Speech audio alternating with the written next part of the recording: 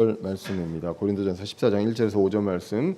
우리 찾으셨으면 자리에서 일어나셔서 화면을 보셔도 되고 성경으로 읽으셔도 되겠습니다. 교독하도록 하겠습니다. 제가 먼저 읽도록 하겠습니다.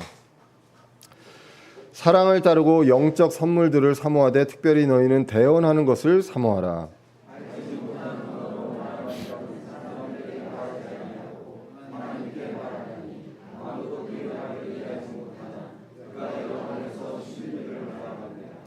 그러나 대언하는 자는 사람들에게 말하여 그들을 세우고 권면하며 위로하나니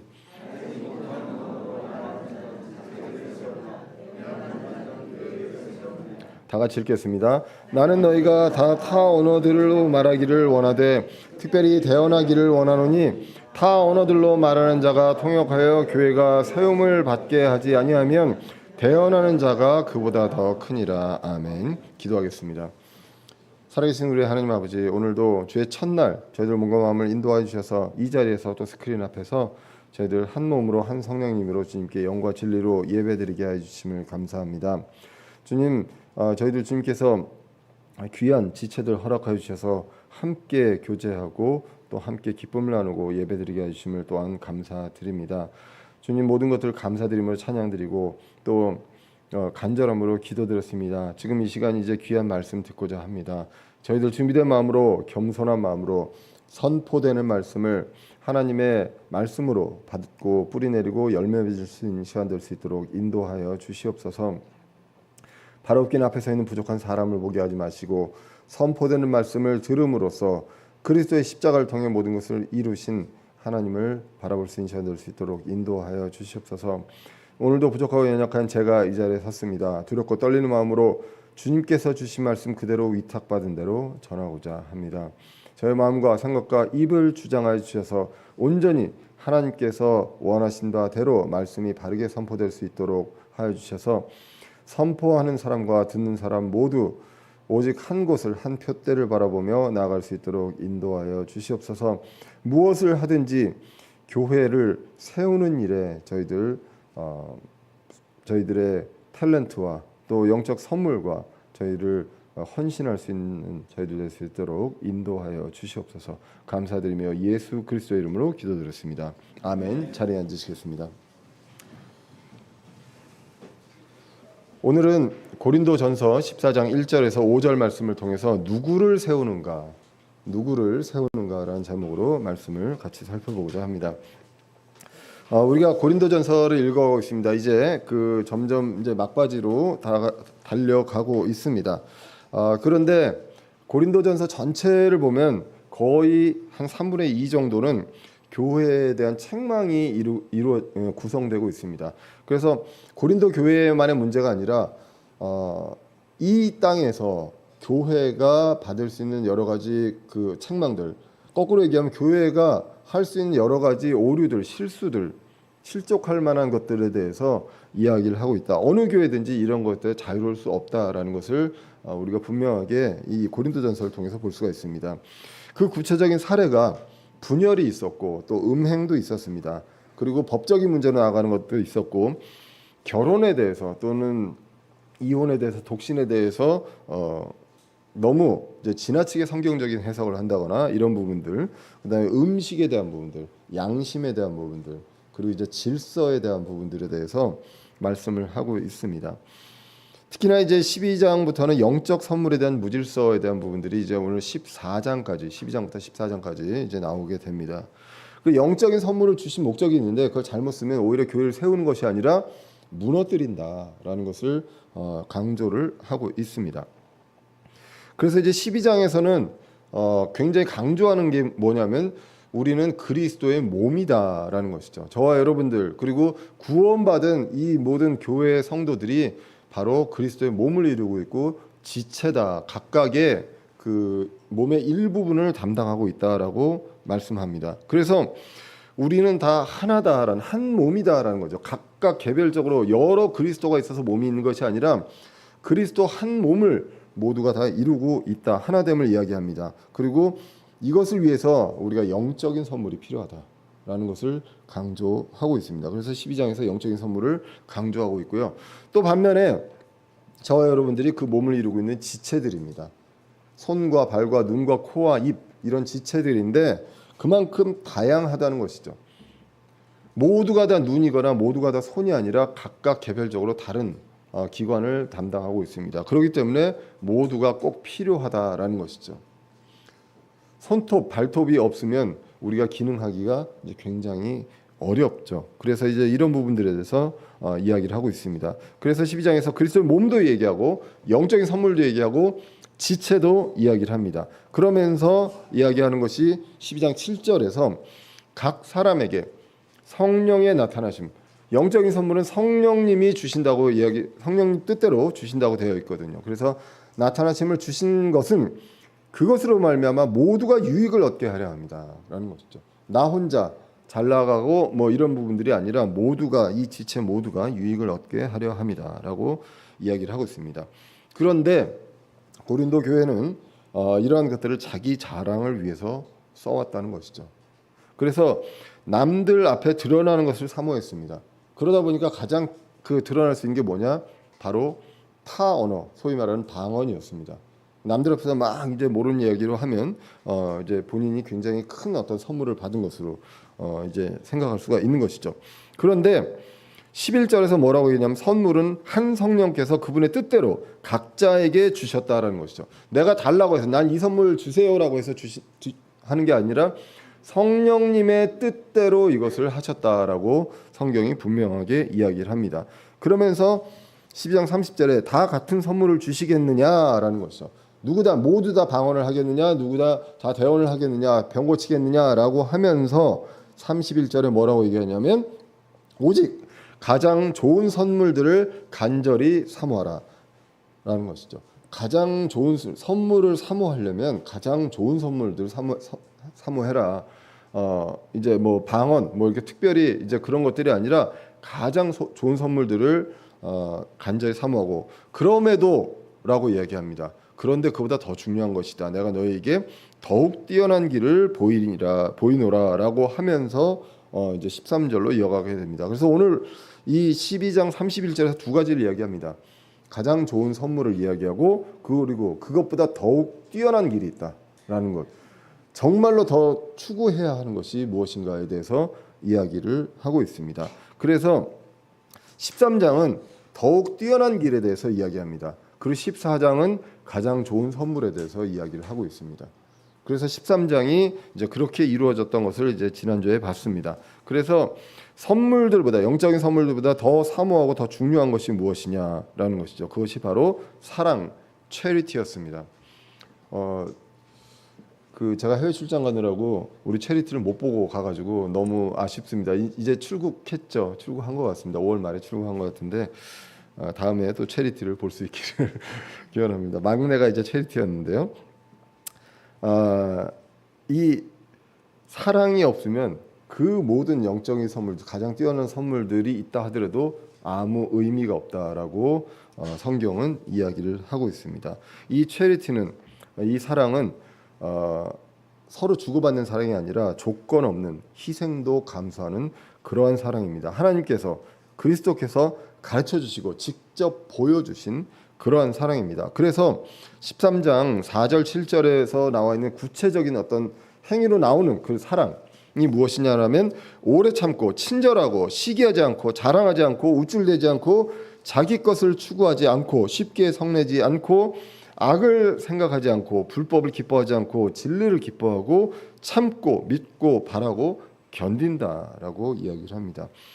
성령의 열매, 갈라디아서 5장 22절 23절에 나와 있는 성령의 열매와도 같이 보면 결국은 성숙함을 통해서 이 성숙함이 이러한 사랑의 열매로 많이 나오는 것을 이제 그 성경을 통해서 이제 보게 됩니다. 이렇게 보시면서 여러분들은 무엇을 생각합니까? 사랑에 대해서 4절부터 7절까지 보면서 야, 좋은 말이다 이렇게 생각할 수도 있는데 우리가 흔히 남녀간의 사랑도 이야기합니다. 근데 남녀간의 사랑입니다. 근데 이 사랑이 전체를 포함하는 이 체리티 안에 이 남녀간의 사랑도 있겠지만 이 체리티는 그보다 더 큰 그러한 사랑인데요. 우리가 보통 이 세상에서 사람을 사랑할 때는 사랑스러운 사람을 사랑합니다. 사랑스러운 사람을 사랑하고 왜 나 사랑 안 해줘라고 하면 뭐라고 대답합니까? 네가 뭐 이쁘다고. 예. 사랑받을 만해야 사랑하는 것이 보통 인간적인 내용입니다. 예. 그러면 사랑받을 만한 사랑을 사랑하는 데 있어서는 다른 행동이 아니라 그냥 사랑하면 사랑할 수 있는 거죠. 근데 오늘 본문의 그 13장 4절에서 7절을 보면 이거는 사랑할 만한 대상한테 사랑하는 해서 나오는 것이 아니라요. 사랑할 수 없는 사람한테 사랑하는 그럴 때 나오는 행동이 바로 오래 참고 친절하고 시기하지 않고 더 나아가서 보면 정말 미워 죽겠는 사람한테 사랑을 베풀 때 나오는 게 오래 참고 시기하고 자랑하지 않고 우쭐대지 않고 그리고 쉽게 성내지 않고 이러한 부분들 참고 믿고 바라고 견디는 이러한 사랑이 바로 체리티라는 것입니다. 우리가 착각하지 말아야 될 것이 저 사람이 사랑받을 만해서 사랑하는 것인가 아니면 그렇지 않음에도 불구하고 내가 사랑해야 하는가라는 것이죠. 하나님께서 우리를 봤을 때 우리가 하나님의 사랑을 받을 만한 존재였기 때문에 그리스도가 이 세상에 오셔서 우리를 위해서 죽으셨는가 생각해 볼 필요가 있습니다. 만약에 이런 체리티가 없었다면 우리는 그냥 그 자리에서 즉사해야 될 그런 사람들입니다. 아마 대부분 아이가 조금 자랐을 때 선악을 구별할 만할 때 거의 다 죽어서 이 세상은 그냥 그 정도 나이의 사람들만 살아야 되는 그런 세상이 되었을 수도 있습니다. 그런데 하나님께서는 우리를 세상을 이처럼 사랑하셔서 독생자를 이 세상에 보내주셨다. 우리가 이뻐서가 아니라 우리를 사랑할 수 없는 존재였지만 이 사랑을 통해서 보여주셨기 때문에 우리도 체리티라는 것은 이러한 사랑이다라는 것이죠. 교회를 저희도 이제 한 10여 년 이제 넘게 이렇게 같이 함께 하다 보면 여러 번의 고비가 있습니다. 저희뿐만 아니라 많은 교회가 고비가 있는데 많이들 보면 한 1, 2년 처음에 오신 분들이 1, 2년 내에 고비가 오는 것 같습니다. 왜냐하면 처음 오면 너무 좋은 것 같아요. 어떤 분들은 뭐라고까지 얘기했냐면 내가 찾던 교회가 이 교회다라고도 이야기를 합니다. 그런데 그게 1, 2년 지나면 그러면 이제 부족한 면이 보이죠, 교회에서. 그리고 이거는 아닌데라고 하는 것들이 당연히 보입니다. 왜냐하면 우리가 다 부족한 사람들이 모여있기 때문에 그렇게 돼서 거기가 고비가 오는 것 같습니다. 그래서 처음에 기뻐했던 그분들이 표정이 바뀌어가고 어떨 때는 거기를 넘기지 못하고 떠나시는 분들도 있는 것을 보게 됩니다. 그런데 이제 거기 고비를 넘어서는 게 무엇으로 넘어서는가? 오늘 13장 4절에서 7절에 나오는 이 내용을 보면 넘어설 수 있는 것이죠. 못마땅한 면들 그리고 보기에 좀 안 좋은 그런 지체들이 있을 수 있는데 그 부분들을 어떻게 넘어서느냐? 바로 사랑입니다. 그래서 그렇게 가고 물론 그 다음에도 여러 이제 고비들이 있지만 처음 오는 고비들이 아마 그런 것이 아닌가 생각이 됩니다. 그래서 우리는 그럴 때마다 우리가 고린도전서 13장에 나온 내용을 이제 볼 필요가 있습니다. 그래서 이제 13장에서는 얘기합니다. 영적인 선물은 일시적인데 그거를 할 게 아니라 사랑을 이야기해야 된다. 사랑은 영원히 있는 것이기 때문에 사랑을 추구해야 되고요. 그것이 가장 뛰어난 길이다라고 이야기를 합니다. 그리고 이제 14장으로 넘어오죠. 그러면 13장은 없어도 되는 스토리상으로는 12장에서 14장으로는 넘어와도 되는 그런 스토리입니다. 그럼에도 불구하고 13장이 딱 한 장이 사랑으로 있는 것, 그만큼 하기 어려운 것이 바로 사랑이다라는 것을 우리가 이제 볼 수가 있습니다. 성숙해야 하고 우리가 계속 이것에 대해서 추구해야 하는 것이다라는 것을 우리가 고린도전서 13장을 통해서 볼 수가 있습니다. 그리고 이제 14장으로 이제 넘어오게 됩니다. 14장에 보시면 이제 가장 뛰어난 것, 사랑을 따르고라고 나옵니다. 뛰어난 길이었죠. 그 사랑을 따르고 영적인 선물들을 사모하되 특별히 너희는 대언하는 것을 사모하라라고 이야기를 합니다. 그래서 이 사랑의 전제하에서 영적인 선물을 사모하라라고 이야기를 합니다. 왜냐하면 영적인 선물의 목적이 바로 지체의 유익을 위한 것이기 때문에 사랑을 빼고는 이것은 전혀 기능을 발휘할 수 없기 때문에 그러면서 특별히 대언을 사모하라라고 이야기를 합니다. 그래서 고린도전서 12장 31절에 가장 좋은 선물들을 사모하라고 하는 것이 결국은 이어지면 대언으로 볼 수가 있습니다. 그래서 이 대언은 이제 무엇이냐라고 하면은 이제 대언은 prophecy라고 나오고요. 뭐 대언자 prophet 이렇게 나오는데 성경에서 예언으로 번역을 할 수도 있고 대언으로 번역할 수도 있습니다.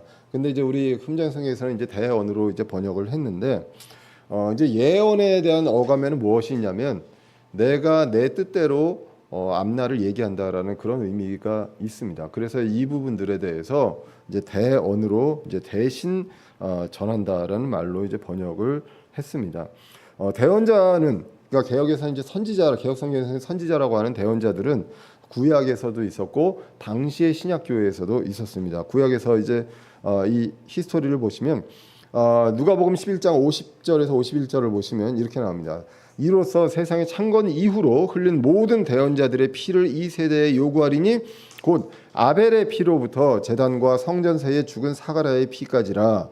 진실로 내가 너에게 이르노니 그 피를 이 세대에 요구하리라라고 나옵니다. 그래서 가장 처음 대언자는 아벨이었다고 이제 성경을 통해서 볼 수 있고 마지막 구약의 대언자는 사가랴라고 이제 볼 수가 있습니다. 그리고 이제 신약 교회에서 당시에 이제 성경이 완성되지 않은 시기에도 대언자들이 있었습니다.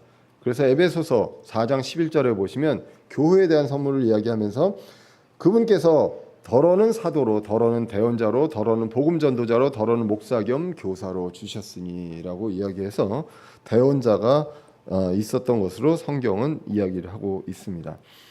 결국은 미래에 대해서, 앞일에 대해서, 앞으로 올 일에 대해서 이야기하는데 내가 예언을 하는 것이냐 아니면 하나님의 말씀을 대신 전해서 앞일에 대해서 이야기를 하느냐라는 것에 대해서 이제 대언으로 이제 번역을 할 수가 있습니다. 그러면 개역 성경에서는 다 예언으로 했느냐? 그렇지 않고요. 일부는 이제 대언으로도 번역을 했습니다. 출애굽기 7장 1절에 보시면 개역 개정입니다.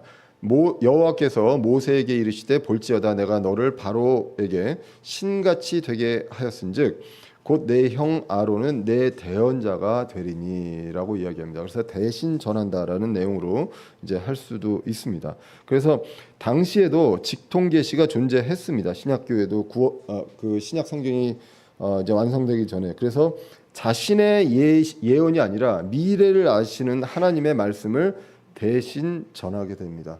사도행전 11장 27절에서 28절을 보시면 당시의 대언자들이 예루살렘에서 안디옥에 이르렀다고 이야기를 합니다. 그리고 그 중에 한 사람이 아가보라는 사람이 있었는데 영을 통해 온 세상에 두루 큰 기근이 될 것을 표적으로 보여주었다라고 하는데 이것이 바로 대언자들이 하는 이제 그 이야기인데 앞으로에 일어날 일들에 대해서 하나님을 대신해서 전하는 것 그것을 이제 대언 이렇게 이야기를 하고 있습니다. 지금은 이제 성경이 완성되었습니다. 그래서 완성된 이 시대에는 성경이 대언의 말씀이다라고 우리 성경 주석에서는 만성경 주석에서는 이야기를 합니다. 그래서 베드로후서 1장 20절 21절에 보시면 먼저 이것을 알라 성경 기록의 대언은 결코 어떤 사적인 해석에서 나지 아니하였나니 대언은 옛적에 사람의 뜻으로 말미암아 나오지 아니하였고 오직 하나님의 거룩한 사람들은 성령님께서 자기들을 움직이시는 대로 말하였느니라 라고 이야기합니다. 그래서 대언을 예전에 대언자들이 한 건 무엇이냐 성령님께서 그 대언자들을 움직이시는 대로 말을 했지 본인의 뜻대로 얘기를 하지 않았다라고 이야기하고요. 그리고 성경 기록의 대언이라고 이야기를 합니다.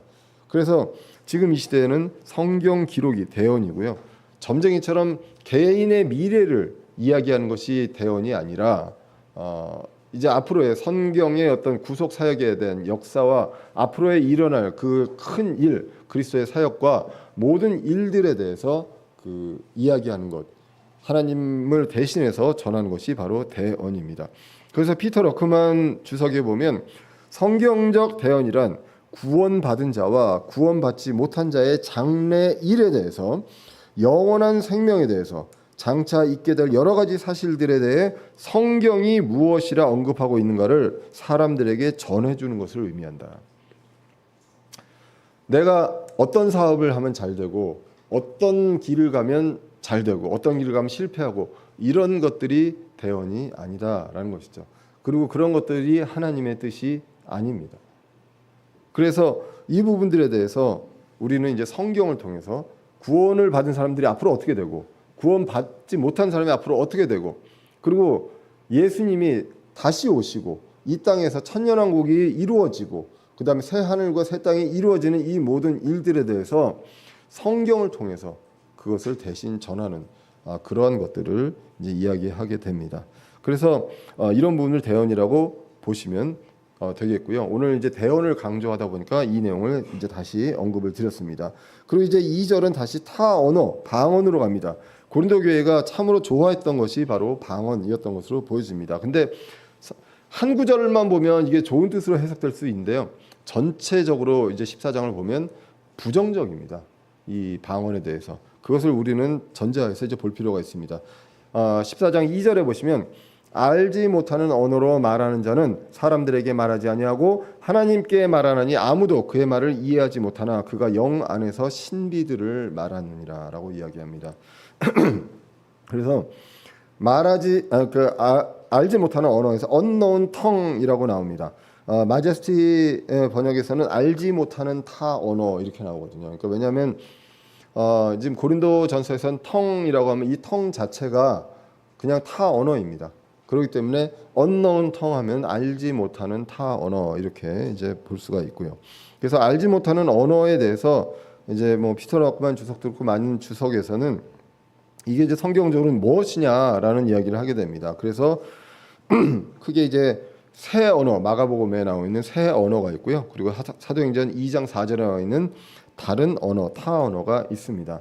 마가복음 16장 17절에 보시면 믿는 자들에게는 이런 표적들이 따르니 곧 내 이름으로 그들이 마귀를 내쫓으며 새 언어들로 말하며 라고 얘기합니다. new tongues로 한다고 합니다. 이거는 이제 바로 표적입니다. 여기는 은사가 아니라 이스라엘 민족들 또는 제자들에게 일시적으로 줬던 그런 표적들입니다. 결국은 말씀을 전하고 하나님의 복음을 전하는 데 있어서 이 정당성, 이게 바로 하나님으로부터 오는 복음이다라는 정당성을 위해서 표적이 필요했던 그 시기에 주신 것입니다. 그리고 사도행전 2장 4절에 보시면 오순절에 성령님이 강림하셨을 때 그들이 다 성령님으로 충만하여 성령께서 그들에게 말하게 하시는 대로 다른 언어들로 말하기 시작하더라. 그러니까 복음에 대해서 이야기를 하는데 다른 언어들로 이야기를 합니다. other tongues 나옵니다. 그래서 이것이 이제 타 언어, 방언이라고 이제 이야기를 하게 됩니다. 그래서 결국 종합을 하면 모국어가 아닌 다른 언어를 의미합니다. 그리고 이제 왜 그러냐면 여기서 13절과 27절에 보시면 자신 또는 타인이 통역을 반드시 해야 된다라고 얘기하거든요. 통역이 없이 알지 못하는, 통역이 없으면 막 언어를 얘기하면 그 알아들을 수가 없잖아요. 예, 그런 그 말들이 바로 알지 못하는 언어라고 이제 보여집니다. 근데 개역 성경에서는 알지 못하는 언어건 아니면 타 언어건 모두 다 이제 방언으로 번역을 했기 때문에 여기서 이제 방언은 하나님께 말한다 이렇게 이제 보면 이 방언으로 하나님과 이제 소통하는 거구나 이렇게 일부 성경을 가지고 해석할 수 있습니다. 그래서 굉장히 좀 혼란스럽게 될 수 있는데 오늘 다시 2절 본문을 보시면 알지 못하는 언어로 말하는 자는 사람들에게 말하지 아니하고 하나님께 말하나니 아무도 그의 말을 이해하지 못하나 그가 영 안에서 신비들을 말하느니라. 자, 이 정도 되면 야 이거 방언해야 되는 거 아닌가? 왜? 하나님께 말한답니다. 그리고 영 안에서 신비들을 말한답니다. 야, 이 정도면 괜찮지 않느냐라고 이제 볼 수가 있습니다. 근데 14장 다시 한번 말씀드리면 전체적으로 보면 긍정적인 뉘앙스가 아닙니다. 부정적입니다. 근데 이제 어법에 있어서 야 그거 완전 쓸데없는 거야라고 얘기하는 거 하고 그래 그것도 좋지만 이게 더 좋아라는 식으로 얘기하는 이러한 논리로 지금 14장이 풀어가고 있습니다. 너 이거는 아무것도 아니고 쓸데없는 거야 이렇게 얘기하는 것이 아니라 이런 어떤 어투로 이야기하고 있는 것을 이제 보게 됩니다. 자, 근데 언어라는 것은 어떻습니까? 하나님과 우리가 과연 만났을 때 언어가 필요할까요? 언어 필요 없을 수도 있습니다. 하나님과 만날 때는 하나님 내 중심을 아시고 내 마음을 다 아시기 때문에 말을 안 해도 서로 간에 소통할 수 있거든요. 그러면 이 언어는 누구와의 수단일까요? 소통 수단일까요? 사람과의 수단입니다. 그런데 사람들에게 말하지 않고 하나님께 말한다라고 하면 이게 벌써 언어의 기능을 잃어버린 것입니다. 그래서 아무도 그의 말을 이해하지 못하나 그가 영안에서 신비들을 말하느니라라고 이야기합니다. 그래서 이 주석들은 이야기합니다. 이 신비가 미스터리거든요. 그리스도의 복음에도 신비가 있습니다. 하나님의 성품의 신비도 있거든요. 이 신비는 진짜 가르쳐줘야 되는 겁니다. 그럼 여기서 말하는 이 신비는 뭐냐? 사람들이 모르는 그런 말들을 하기 때문에 못 알아듣으니까 이게 그냥 미스터리인 겁니다. 아, 이게 신비로운 거구나, 복음의 신비구나, 이게 아니라 그냥 못 알아듣는 미스터리다라는 것이죠. 그리고 그가 영 안에서, 이 영은 그냥 소문자 스피릿입니다. 성령님이 아니라 그 영 안에서 이야기를 하게 됩니다. 자, 그래서 다시 돌아와서 영적인 선물의 그 목적이 무엇이냐? 지체들의 유익을 주기 위함입니다. 근데 은사주의자들은 13장의 천사의 언어도 울리는 꽹과리와 같다고 하고 14장에 알지 못하는 언어를 섞어서 이거는 내가 이렇게 기도하면 천사가 듣는다, 그리고 하나님이 듣는다라고 하기 때문에 방언을 해야 한다라고 이야기합니다. 그런데 그러한 말은 안 해도 하나님은 아시고, 그리고 이 언어의 기능은 사람을 통해서 사람과 이제 하는 수단이다라는 것들, 그리고 이 영적인 선물로 타언어를 주시는 것은 지체들의 유익을 위해서 주시는 것입니다. 그래서 목적이 무엇이냐? 이것을 써서 섬기라는 것입니다. 그래서 여러 번 지금 제가 반복해서 보여드리지만 베드로전서 4장 10절에 각 사람이 선물을 받은 대로 하나님의 여러 가지 은혜를 맡은 선한 청지기로서 서로 그 선물들을 써서 섬기라라는 것입니다. 사람들에게 써서 섬기는 것이지 하나님께 하라는 것이, 영적인 선물 가지고 하나님께 하라는 것이 아니다. 그리고 하나님과 나만을 위해서, 서로 소통하기 위해서, 서로 하나님과의 어떤 관계를 위해서 영적인 선물을 쓰라고 주신 것이 아니다라고 이야기를 하고 있습니다. 그런데 오늘 본문에서 타언어를 하나님께 말한다, 이건 벌써 이미 그 기능을 상실한 것이죠.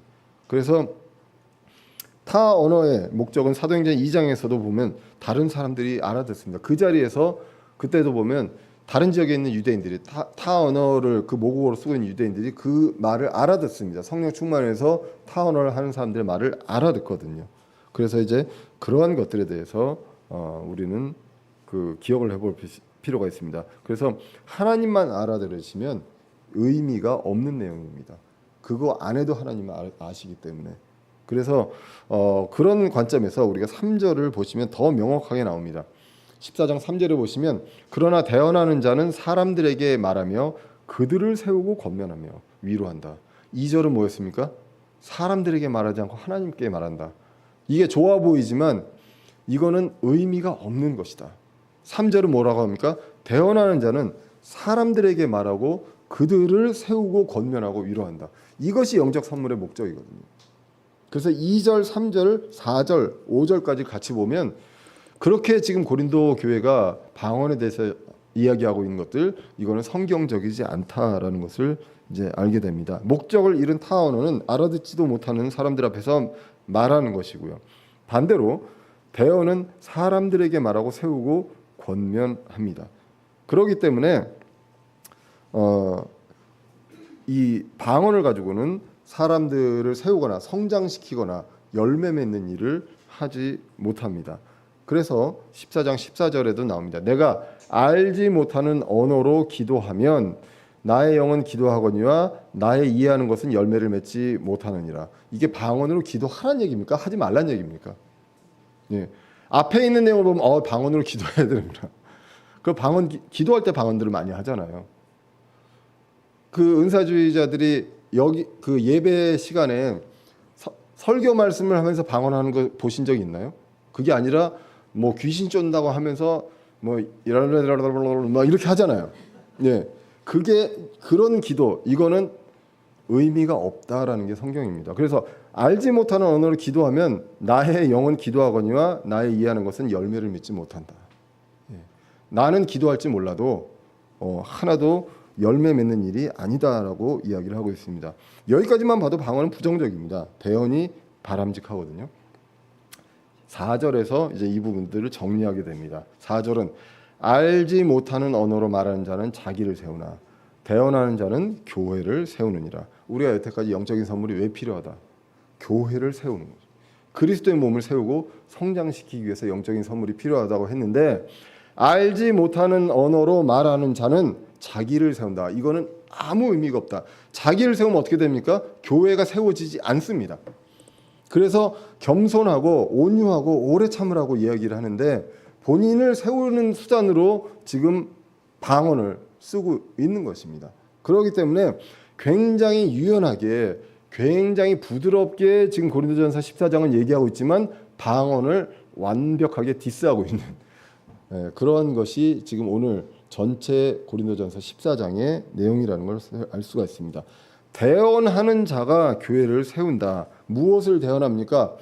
성경의 근거로 그리스도가 오셔서 무엇을 하셨고, 그리고 왜 이것을 하셨고, 우리는 어떻게 하면 십자가의 그 피로서 구원을 받고, 그리고 앞으로 어떻게 될 것인가, 이 부분들에 대해서 이야기를 해줍니다. 사도 바울은 그것을 계속 대언을 했잖아요.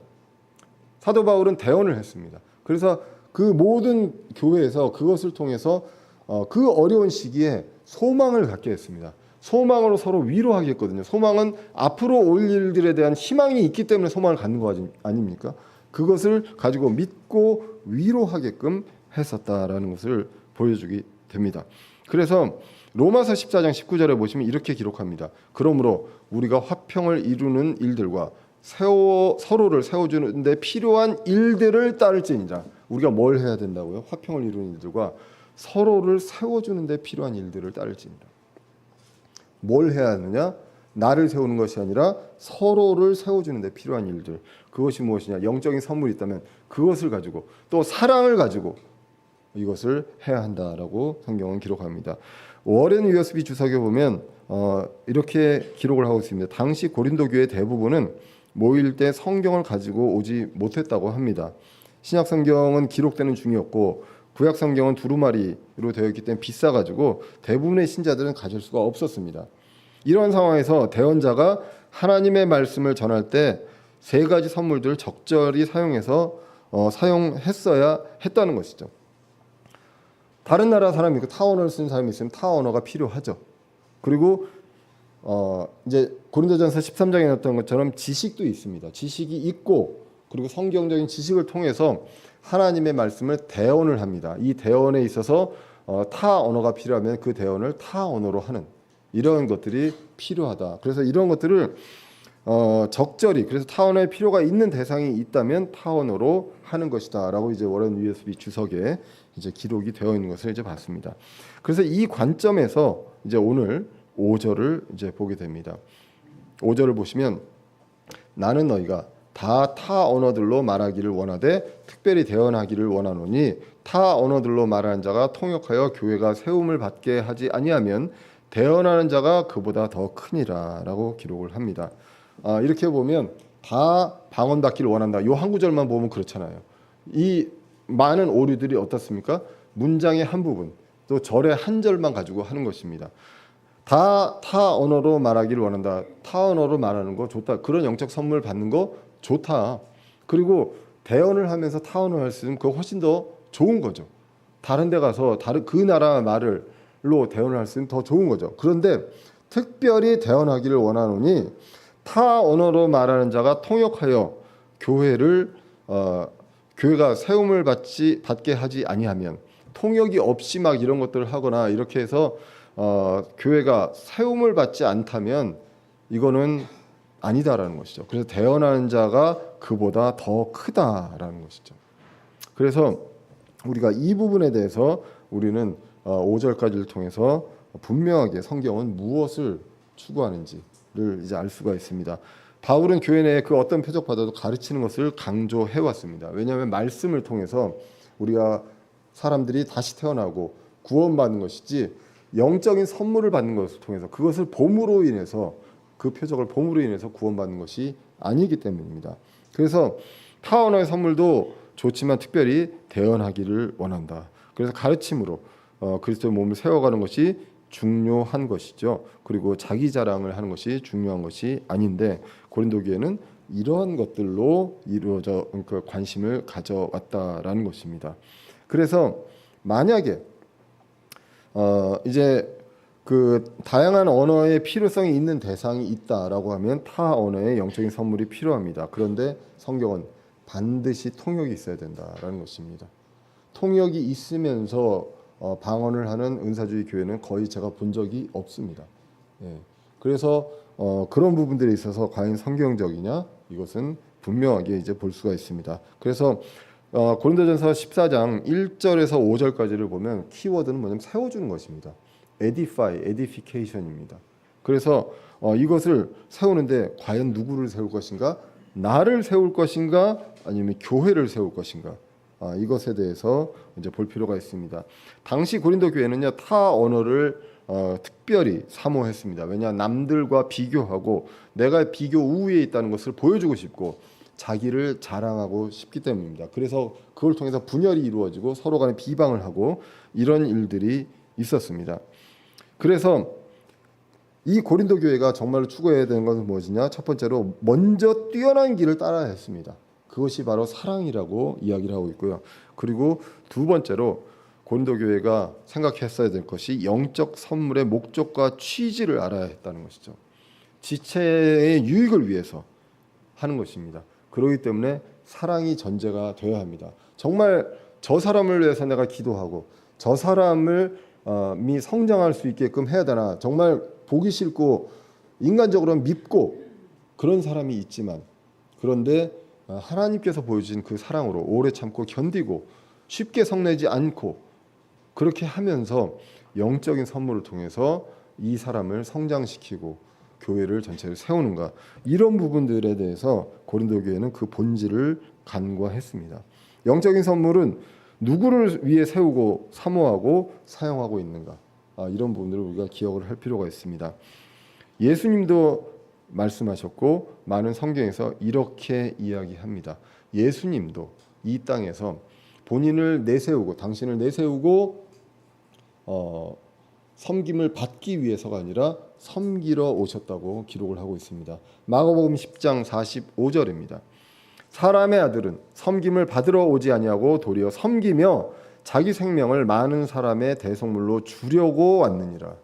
주려고 왔습니다. 사랑할 만한 대상이 아니라 사랑할 만한 대상이 아님에도 불구하고 대속물로 주려고 왔다라고 기록을 합니다. 아까 읽었던 성경입니다. 베드로전서 4장 10절입니다. 각 사람이 선물을 받은 대로 하나님의 여러 가지 은혜를 맡은 선한 청지기로서 서로 그 선물을 써서 섬기라. 예수님께서 섬기신 것처럼 우리도 그 선물을 써서 섬기는 것이 바로 영적 선물의 목적입니다. 그리고 그 안에 그거보다 더 중요한 것이 바로 사랑이다라고 이야기를 하고 있습니다. 고린도전서 14장 12절입니다. 이와 같이 너희도 영적 선물들에 대해 열심히 있은즉 교회를 세우는 일에 너희가 뛰어날 것을 구하라. 누구를 세울 것인가? 타 언어는 자기를 세운다고 했습니다. 대언은 교회를 세운다고 했습니다. 그런데 이전에 사랑이 없으면 대언이건 방언이건 아무 소용없다라고 이야기를 했습니다. 우리가 이 말씀을 통해서 무엇을 우리가 다시 한번 보게 됩니까? 사람은요, 그리고 교회는 그 어떤 교회도 시간이 지나면 안 좋은 점이 보이게 됩니다. 그리고 부족한 면이 보일 수밖에 없습니다. 그런데 그 부족한 면이 있기 때문에 결국 이것 때문에 교회를 떠나야 되느냐, 아니면 내가 이 사람들과 관계를 단절해야 되는가, 이런 부분들이 있어서 우리는 다시 생각을 해볼 필요가 있습니다. 내가 교회를 허물고 있는가, 교회를 세우고 있는가. 그럼 이 세우는 데 있어서 사랑의 길을 따르고 그리고 영적인 선물을 통해서 교회를 세워야 되겠죠. 그래서 영적인 선물의 목적을 알고 누구를 세워야 할지 잊지 않고 섬기고 세워주는 저와 여러분들 되시기를 간절히 기원합니다. 기도하겠습니다. 사랑하는 하나님, 오늘도 부족한 사람의 입술로 주님의 귀한 말씀 나누게 해주심을 감사합니다. 주님, 오늘 말씀을 통해서 많이 느낍니다. 저희들이